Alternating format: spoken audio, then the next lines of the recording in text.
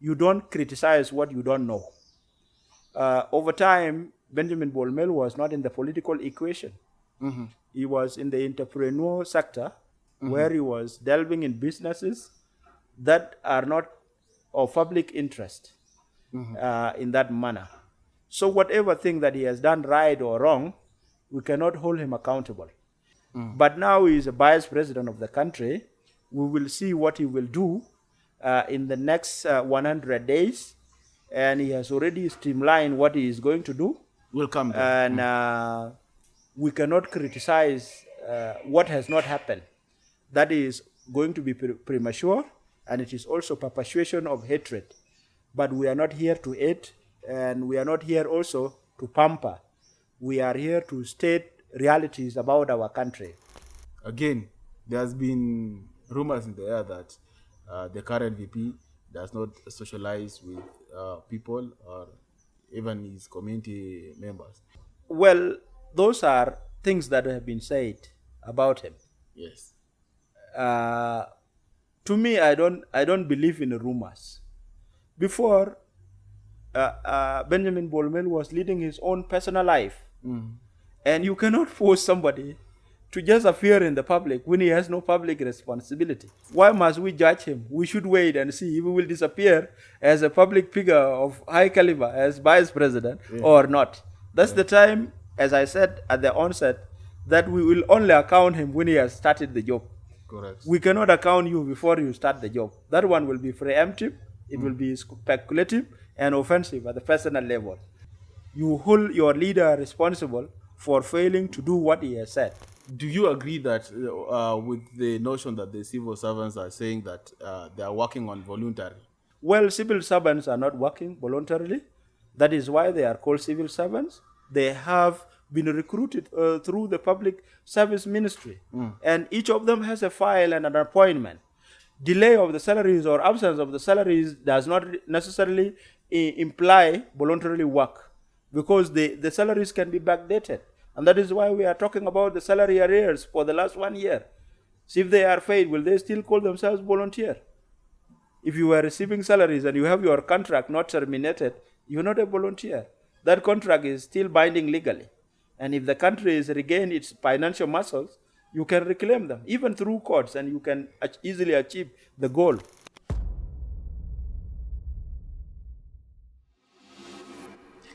Ladies and gentlemen, welcome back to The Point, the home of scholars. I'm your host, Admiral Carl Gordon. At the Scholars Hub, you know it's a home of information, transformation, and entertainment. Back on set today, due to popular demand, to take us on the current affairs, geopolitics, and latest developments is none other than Dr. Emmanuel Sunday De John. Welcome on board. Thank you very much, Carl Gordon, A lot has for happened having since me. you were last here. Baba has just recently lost the AUC post, and in the back in the country, a lot has been happening. The reshuffles, and the latest the reshuffle I think was yesterday. There is appointment of new press secretary to the president, and other things have been going. So I don't want you to comment on that. Today I want us to dwell on domestic affairs rather than geopolitics. I hope you'll be better with that. There's no problem. I'm ready for any discourse. Yes, the scholars actually nominated you to be back on this seat to discuss the latest the development that has been mind-boggling to the youth, especially the youth. That is the ascension of His Excellency Dr. Bol Mel into power.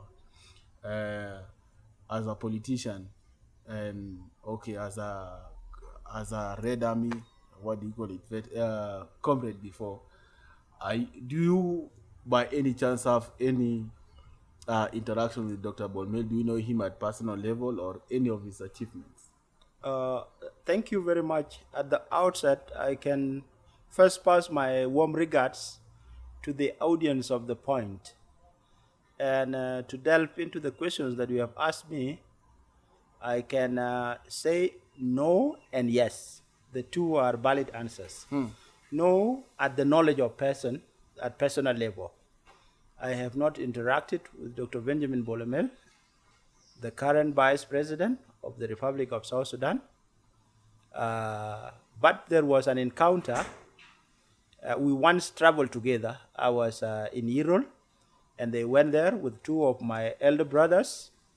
And so I had the opportunity to be picked by their helicopter, and we flew inside South Sudan. We landed somewhere first before we arrived Juba town. That is the much of the knowledge. That is now having seen him at a close range. As per the knowledge of his achievements, I can say yes. This is somebody who was able to get involved in entrepreneurship. At the days of before independence, he ran a successful company in the name of ABMC. Yes. And I have seen a number of youth getting employed by him. So through that company, he was able to create jobs. That is an achievement for South Sudanese. And at the same time, he was involved in the construction of roads. And if you look at the roads that he is involved in, some are still on the pipeline as the work continue, and others have already been finalized. For example, over 200 kilometer road to Bor is one of the achievements that one can say. And at the same time, there is an airport somewhere which I cannot mention because of strategic and security reasons that he has constructed. Okay. And I have witnessed it because that helicopter flew me to that area, and I was surprised that there was an ongoing project somewhere that can be of value to the country, the Republic of South Sudan. As somebody who was in the Red Army, just like myself, we actually were not trained with him. I don't know which unit of the Red Army he was in, but we were jointly together with those of Agel Ring Machar in a place called Dimo in Ethiopia. Before the fall of Mengistu Haile Mariam, as we were now asked to leave the Ethiopian territories as we come back to our territories. So, given the Red Army background, he is somebody that is a boy of the system. So, that is the much of the knowledge I have. From his academic background, we have not gone to school together. He's more of a USIU person, and I'm more of a UN person. So we are parallel in that. As I go to public schools, he goes to private schools. Yeah. But you've been in the trenches together. Well, of course, yes. The war of liberation struggle has touched at every family. Whether you were in the Red Army or you were not, the contribution of every family is immensely acknowledged because the war was fought in different ways. There were combatants, and there were producers of what the combatants would eat, like the chiefs and their subjects, and the farmers who were producing food. Others were even the transporters, because the liberation was a huge project that required the contribution of everyone. So I do not necessarily say that it was the SPLA, SPLM, and the Red Army alone that liberated the country. So even rural people who were not in Ethiopia and who were not involved in any armed struggle were contributors for the good of what we call home today. Given that he has been appointed as the vice president for economic cluster and so on, and in replacement of Dr. Wani Iga, you've also mentioned about the youth. The same youth are the ones who are criticizing him right now. Are you part of his critics? And do you think the Equatorians have been aggrieved by this or deprived by his replacement of Dr. Wani Iga? As per the deprivation or aggrieving of the Equatorians, I can say no, because the seat that was occupied by Wani was not for Equatorian. It is for the entire South Sudan. And at the level of presidency, in most countries, presidency is referred to as symbol of national unity. Any occupant of the seat at that level represents the entire country and not specific sections of the country. When it comes to the idea of whether I am a critic or not, I can say that you don't criticize what you don't know. Over time, Benjamin Bol Mel was not in the political equation. He was in the entrepreneur sector, where he was delving in businesses that are not of public interest in that manner. So whatever thing that he has done right or wrong, we cannot hold him accountable. Even by the time when he was appointed as the special envoy of the president, we can easily say a special envoy is like an advisor, is a person with a specific mission. And we know from advisory aspect, I can advise you, but it is up to you at will to accept my advice or reject. So we cannot be able to also hold him accountable for the things that happened at that period. But now he is a vice president of the country. We will see what he will do in the next 100 days. And he has already streamlined what he is going to do. We'll come there. And we cannot criticize what has not happened. That is going to be premature, and it is also perpetuation of hatred. But we are not here to hate, and we are not here also to pamper. We are here to state realities about our country. So I am not a critic until when things go wrong. That's the time you can criticize. Okay, and if they go right, you clap. Okay, let's be objective. Dr. Bol Mel, as you've known, he has been sanctioned by the executive order by President Trump. That is on 21st December 2017. Yes. Yeah, under the Magnitsky Act order. Yes. Trump now is back in power. So do you think these sanctions affect his leadership and his credibility? What I can say about the sanctions is, from my knowledge, because I was with Gerald Malone, who is also sanctioned by both the United Nations and the USA. Sanctions, in most cases, are political tools. They cannot measure the success or the failure of a leader. It is their action that will determine.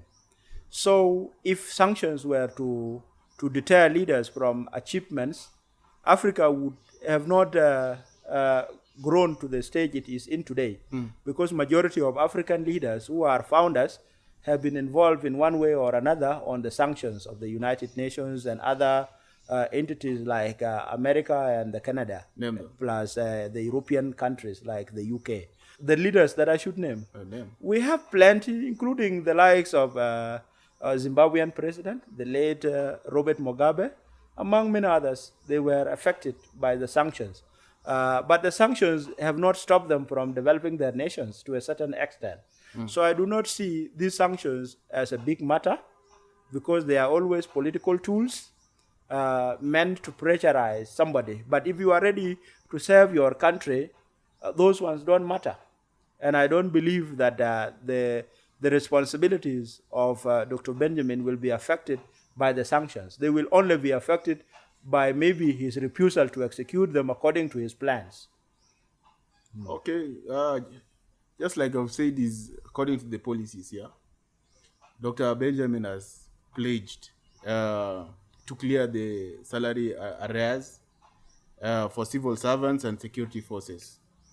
Given South Sudan economic constraints, do you think it is a realistic goal?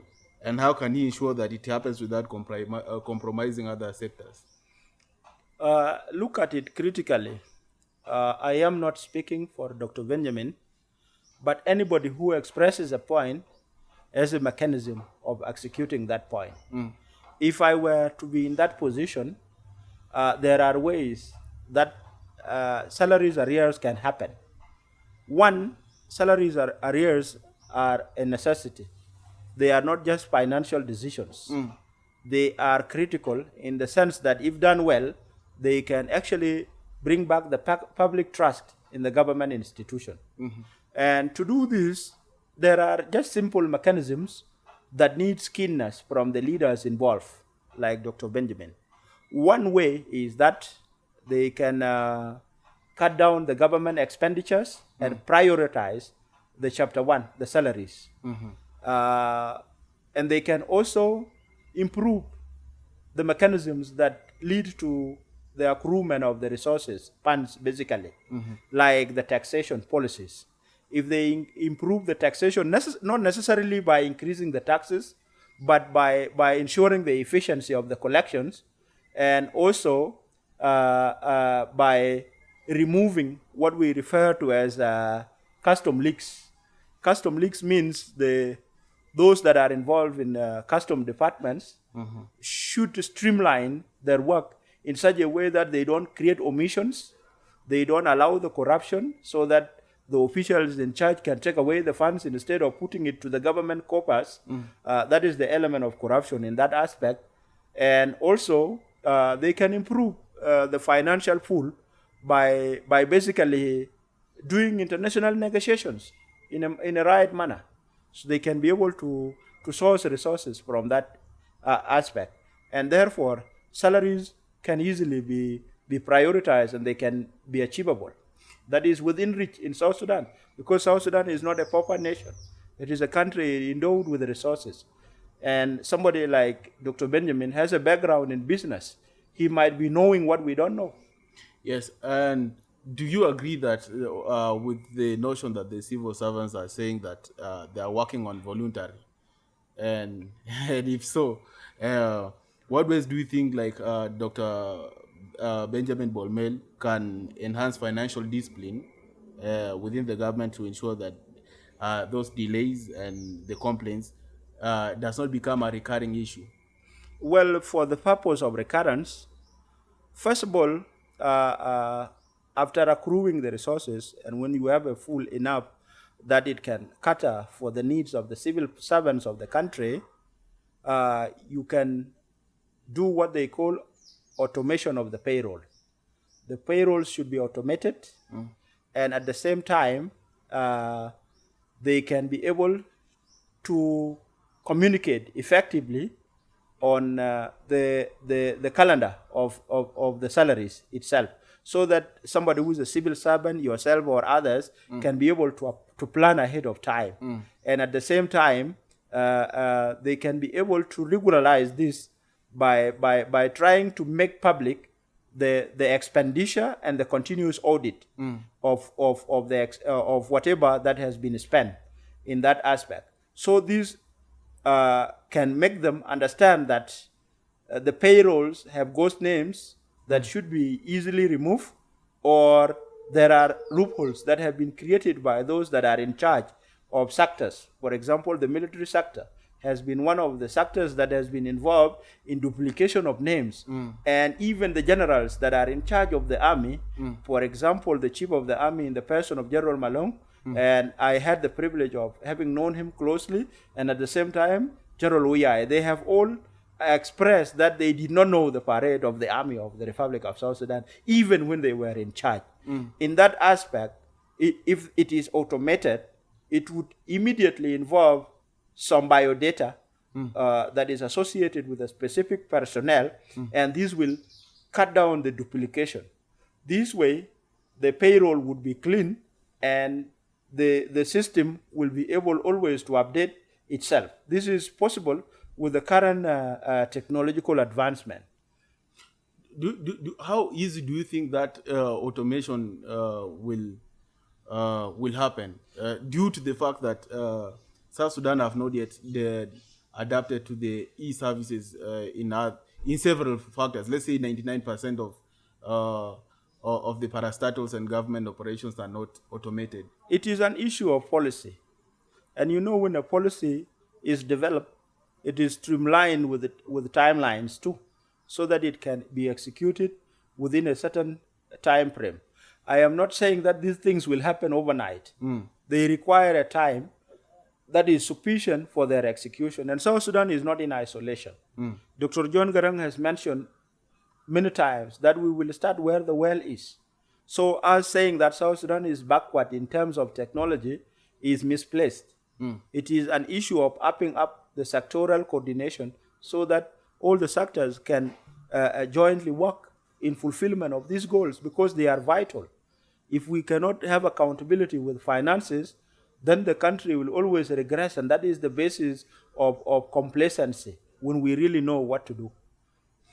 My director is also reminding me that you've dodged the question of the notion of civil servants working voluntarily. Well, civil servants are not working voluntarily.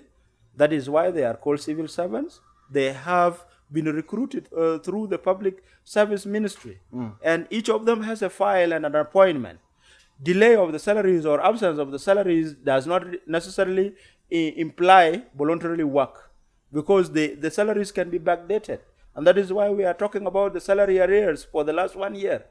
So if they are paid, will they still call themselves volunteer? If you were receiving salaries and you have your contract not terminated, you're not a volunteer. That contract is still binding legally. And if the country has regained its financial muscles, you can reclaim them, even through courts, and you can easily achieve the goal. Let's get back to the topic, still on Dr. Bol Mel. During his swearing in, he did some pledges. Youth are out here, they're saying maybe there might be it is hot air or swearing in declaration, and more especially on the agricultural development and diversification of economy. Dr. Bol Mel expressed a strong commitment to agricultural development.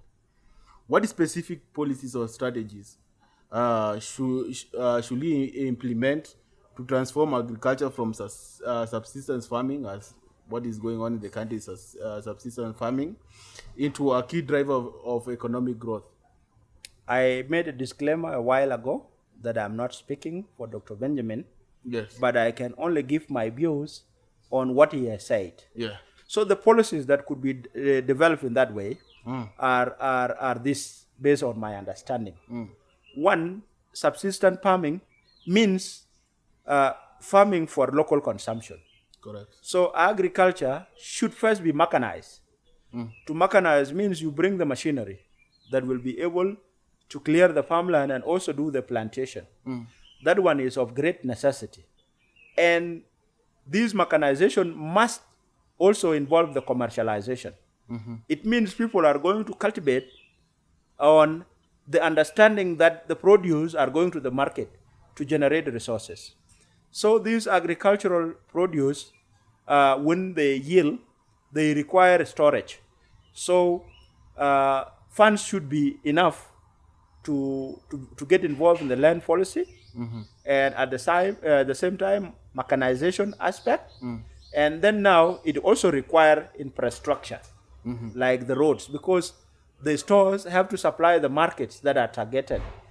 So this one require financial muscles, and Dr. Benjamin might have built in his mind that he was going to create an agricultural bank, okay, or any other fund full that can make the farmers get the necessary seeds, get the necessary funds to buy the machines that they would use, and at the same time, seeds have to be of high quality, and it means there will be overseas sourcing, and at the same time, the crops have to be protected from the pest. It means they will also be involved in buying certain chemicals that will protect the crops from the pest. And at the same time, they cannot only be producing the food crops. They can also get involved in the old schemes of the Sudan that are particularly part of South Sudan now. We have tea plantation in our country and it's not working. If there is enough resources, it can be reactivated. Where is that plantation? Of course, we have Upper Talanga and here in near Lanya area. So we have tea plantation there. We have rice scheme in a will. We also have other crops like cotton growing. Okay, given the diversification requirements. So we can give agriculture at least 10 to 15 years for it to reinforce the oil sector. All right. On the current trajectory, like if you were to make a projection, like what you've said, will it be like more of government plantations or schemes to be government work, or is it going to be empowerment to the local farmers to produce more? When you see the governments are not necessarily the producers of crops in most cases. There are local producers and the international investors who are interested in that area. So it is the issue of development of policies and making the security and the infrastructure available and the ease of access of money so that the locals can be able to develop this. When you see the works of this kind being mentioned, for example, here in Kenya, there is a Kerisho coffee growing scheme. That scheme is not necessarily run by the government of Kenya. There are local farmers that if government is even taking share in it, they are the leaders of the project. And therefore, the same thing can happen in South Sudan, and it has happened before. So the government work is to avail the necessary requirements, okay, for this work to happen. You know very well, security is a big issue in our country, but vice presidency is not a small job. It is a big job. You can move things in the country in a big way, especially if you are coming from a ruling party like the SPLM. So security can easily be done. I know very well people say the South Sudanese are complex and they are continuously perpetuating problems. But given the environment and when they see a right thing is being done, nobody will be engaged in conflict more than productive works. And I believe if Dr. Benjamin meant that, then South Sudan can kick off. We cannot lose hope. Okay, so given on your analysis, should all the factors be favorable and constant? You project that South Sudan should be food secure in 15 years. Even less than that, because the land is fertile. It is a matter of stopping the constraint. The constraints are in the financial sector. Okay. Establish an agricultural bank. How many years does it require? It requires a short time. And then source the resources. Let the money be available, necessarily meant for the farming. And any capable farmer with a collateral or without collateral can be able to start the job. All right, back on the diversification of economy. You know, South Sudan has been heavily reliant on the oil sector and oil revenues. Do you believe like agriculture can realistically replace oil as the country's economy backbone? Yeah, and what investment or policy shifts are necessary to make this vision a reality? Still a twin question. I actually don't say agriculture can replace oil as a quick fix. That would be wrong. Agriculture is complementary to the existing oil. But our economy is not only based on agriculture and oil. We have other things. For example, South Sudan is full of minerals. Okay? South Sudan is full of minerals. If the minerals are to be extracted in a manner that is compartmentalized by the government, it can also be a source of revenue. We have gold, we have uranium, we have other minerals, silver and copper, in different parts of our country. They can easily contribute to our economy. Those sectors have not been developed as yet.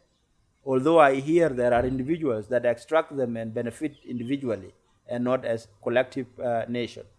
Those ones are other areas. Economy also can be diversified, okay, from oil to the non-oil revenues. For example, the tax policy has not been well developed in the Republic of South Sudan. Okay? If it is developed well, so that the taxes are not skyrocketing and they are commensurate with what the people in the market do, and the regularization through the legal system is done with the companies that are registered, we can produce a lot of money from that sector. There are other industries. For example, if electricity was to be available, okay, or sourcing even electricity from the neighboring country, we can be able to revolutionize the industrialization of the country. That is possible. Textile companies and others can come inside the country. Even if they were not to be for South Sudanese, they can easily contribute to the South Sudan economy. It is a matter of feasibility.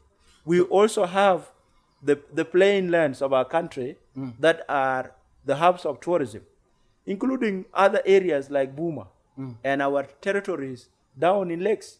For example, Chambe and places around it. There are plenty of animals there. If well developed, the tourist sector can also flourish and it can generate resources for the government expenditure in terms of developmental projects. That way, we can diversify the economy. It is an issue of thinking outside the box and consulting with the involved sectors. For example, the economic cluster is not necessarily the office of the vice president. Hello. The vice president would do the oversight responsibility. And there is Ministry of Finance and other ministries that fall under the economic sector, like the investment and others. All these can contribute to the welfare of our nation. The whole thing is streamlining of the responsibility and making it happen by strict supervision. Talking of streamlining of the activities, and the new VP has also acknowledged that there need to be reforms in the economic sector. What should be the top 3 priorities of this government right now in regards to economic reforms? Well, the number one economic reform aspect is a transparent financial management. If you have a transparent financial management, by, for example, publishing the expenditures, make known to the public the budget and how it would be spent, you can be able to achieve that. Another way of achieving it is establishment of the monitoring and evaluation. Okay? So that you can be able to monitor that a project that was planned and funded has to be achieved within the timelines given with that specific funds without going beyond the required funding. That is also another one. Another one is the audit. You know, we have audit chamber. Yes, the audit chamber. The long time I knew it, there was somebody called Majok. That was the head. But I have never heard of it. If they are reactivated, including the anti-corruption commission, and given the right muscles to handle those that are involved in mishandling the resources of the country, with ease, the country can grow. And especially the economic sector can be reformed. Don't you think these 3 priorities that you've just mentioned are far-fetched, given the fact that our office public holders are notorious and against those 3 priorities you've just mentioned? It's an issue of change. First of all, Wani was there, and he was comfortable seeing things the way they were going. But now a new person has come, and he has mentioned that he is out for reforms. What is a reform? A reform is to create discomfort to those who are not trying to be uncomfortable, so that the country will be more comfortable. So it is a choice between individuals and the entire country. And if Dr. Benjamin was to be strict to his words, there is nothing he can do beyond this. He can hold people accountable. Accountability is of great necessity. Okay? You don't allow impunity as a leader to take shape. If you allow impunity, there will be no any reversal of what was happening. Talking of accountability and discomfort, considering the past allegations of corruption and mismanagement in the public finances, how can the current VP Dr. Bol Mel build trust and ensure transparency in the implementation of his economic agenda? Well, he's one of the yes, I have actually mentioned time and again that building public trust is not by words. It is by action. Okay? Yes. It is by action. If you have gone wrong and you are under me, I can be able to hold you accountable. This is of great necessity, and it builds the trust, because the public would know so and so were involved in destruction of their resources or in corruption, so they will be held accountable. You know very well, we are accustomed to to this thing of saying that corruption is usual and it has to be let go. We actually need radical leaders that can surgically assist the rotten system Hello. by doing the right thing. That one is possible because governments are not individuals. You, I can overpower you. But if you are a government, it is a system that has the entire machinery capable of enforcing, okay, Yes. anything that is lawfully acceptable. Okay?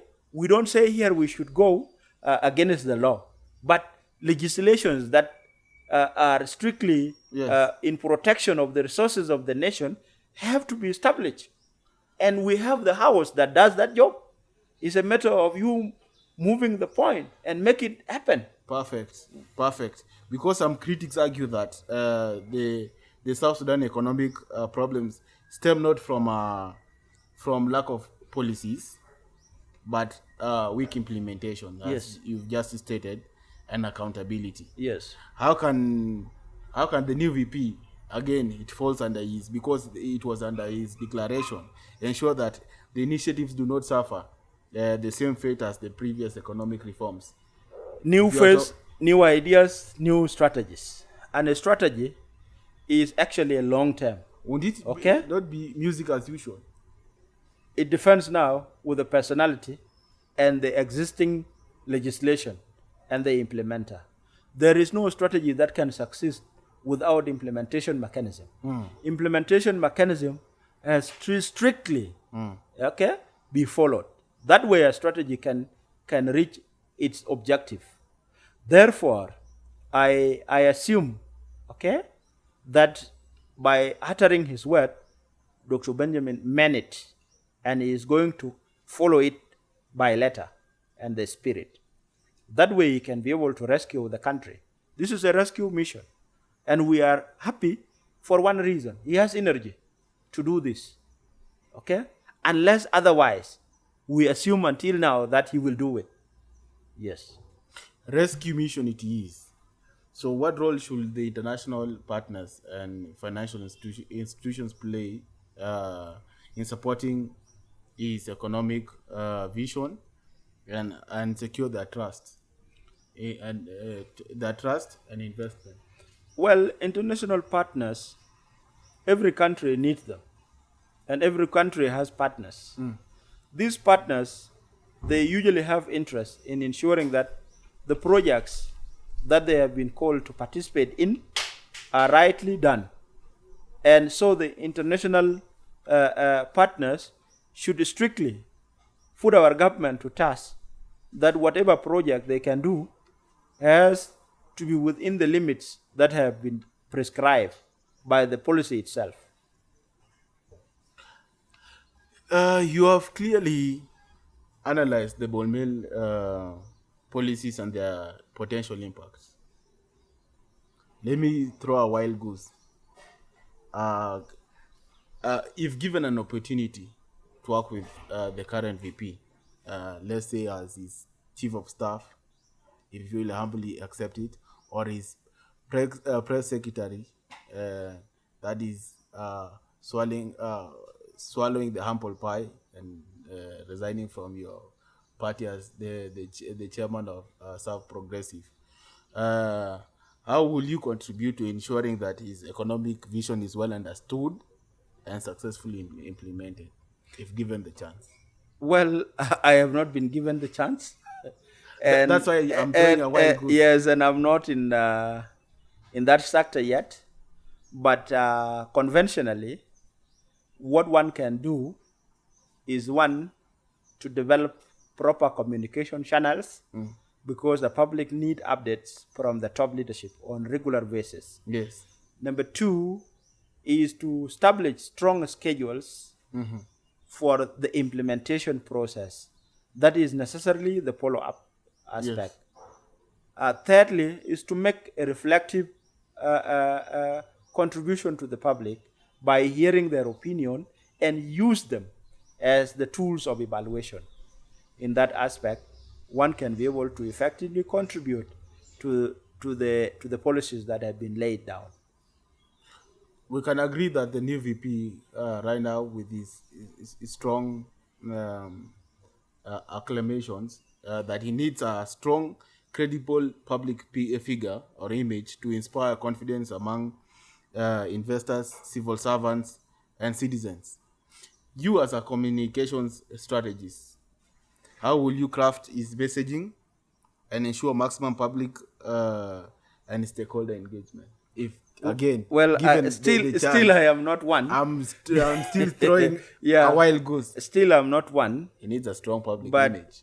it is up to him to find a public representative that can easily project his image in a right way. This is usually done through communication with the public again, and also having a schedule that allow the media to access the leader, okay, so that he can be able to talk to the public and even go to the public directly to talk to them about the steps taken to ensure a certain project is rolling on properly. These things are always responsibilities of those who speak on behalf of the leaders, and our Tenuwork was doing it to a certain extent. Yes. The level of President Salpa really tried, and now we will see with the more, and possibly those under Bol will also do the same. So what is important usually is the public communication in a manner that is truthful, that is reflective of the realities that are happening, and also that is well structured and communicated in a manner that is understandable to the consumers. Because the public update keeps them not aloof, but enlightened. And the enlightened society is the society that does not project their government wrongly, because they have not been given the opportunity to speculate. You've talked of public updates. Again, there's been rumors in the air that the current VP does not socialize with people or even his community members. If given the chance and be close to him, how will you ensure that he gets close to the people? Like, well, those are things that have been said about him. yes. To me, I don't believe in rumors. Before, Benjamin Bol Mel was leading his own personal life, and you cannot force somebody to just appear in the public when he has no public responsibility. Now he has public. Now he has public responsibility. Yes. Why must we judge him? We should wait and see if he will disappear as a public figure of high caliber, as vice president, or not. That's the time, as I said at the onset, that we will only account him when he has started the job. Correct. We cannot account you before you start the job. That one will be preemptive, it will be speculative and offensive at the personal level. That is not how nations work. You hold your leader responsible for failing to do what he has said, and they lay down procedures by the law. That way you can easily say you have not done 1, 2, 3 things. But if we say he has appeared in the public domain when he was not a public figure, that is personal. I cannot go there. Thank you. I want to give you an opportunity, because it has always been your norm to talk to the youth out here, and also to the citizenry, giving them a message of hope, peace, and in regards to what is happening in the country, and what has happened, or what will still happen. The floor is yours. Thank you very much for probing me with very difficult questions when I'm not an economic expert. I was trying to put across my opinion about the matters that are current and that I see could be done in a certain way as somebody who has chosen to partake in the leadership matters. My message to the people of South Sudan is this. Yes. Us in opposition are not enemies of the country. We root for the country to go to the direction that bring benefits to all. And for this reason, I would tell the younger people that for so many years, we have been crying that we have been left out of leadership. And even brothers like Dr. Biara Jack have coined their hypothesis, like the generational exit. Myself, I have been going contrary to that because I champion for generational interrence. Now, Dr. Benjamin Bol Mel is an interrence point of our generation. Dr. Marial Dongrinater is a generational entrance a point for us. We also have others like Gang Akech, who leads the youth, and a number of undersecretaries that have been appointed recently. We should not envy them. We should not bring them down by being negative about them, because those are our entry points. We have to encourage them to do the right thing. That way, the elders will trust us. Even in your own family, you don't kill your father so that you can be called a grown man in the house. You instead team up with your father and work together. So this is the opportunity for the younger generation to work together with the elders. And the time goes, there is what we called the dropout. Even in the race, when people are running, there are those that will give up before they reach the line, the touch line. Correct. That is exactly what should happen with the government institution. We are not supposed to remove a certain generation completely, and then a new generation comes in. Correct. This is generational intolerance, and my message to them, the leaders that have been appointed by President Salpa, is that President Salpa has already thrown the ball into their court. Correct. And it is up to them now to roll it the right way. If they don't do it well, they have obstructed opportunities for us. The old generation will say these ones are spoiled, they even don't know what to do, and therefore we should not give them excessive responsibilities. But if you are young and you do the right job, they will even invite more of us to the positions of responsibility, and that way we can be able to change our country. Because I have mentioned time and again in different setups that you cannot succeed twice. The generation of the SPLM-SPLA, headed by John Garang and Salva Kiir Mayardit, have succeeded in liberating the country. Do not expect so much that they will also transform economy. The current economic theories are always grounded on younger people because they did not have time to do the econometrics and the related macro and micro aspect of the subject, while we have that opportunity. So we can always cooperate with them and apply the knowledge we have with a lot of dissent, with a lot of respect, with a lot of humility. They'll never resist accepting it. I think that is my message to the younger people. Like our brothers have been appointed, let us support them. You cannot support them by being a psychopath, like praising them when they are doing wrong. But we always have to direct positive criticism. Positive criticism means telling your brother a true message. That way they will not wrongly conceive the message, and they will not take you out of context. They can be able to reflect on your communication, and they can be able to create a positivity out of it.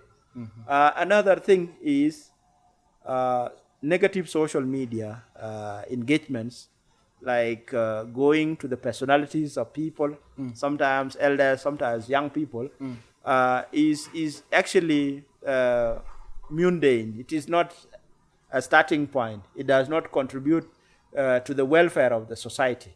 It only brings society down. And I think you have heard me talking to young people in different occasions about these messages. Correct. So let us use social media positively by building our country.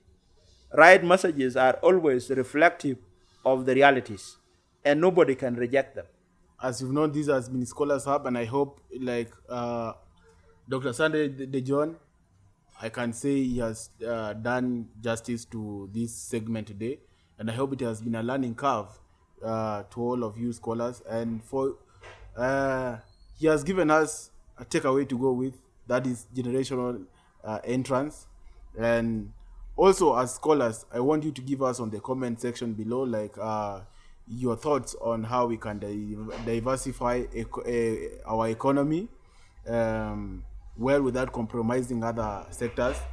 And also, as a message that we always take home for the scholars, is constructive criticism, as we have said.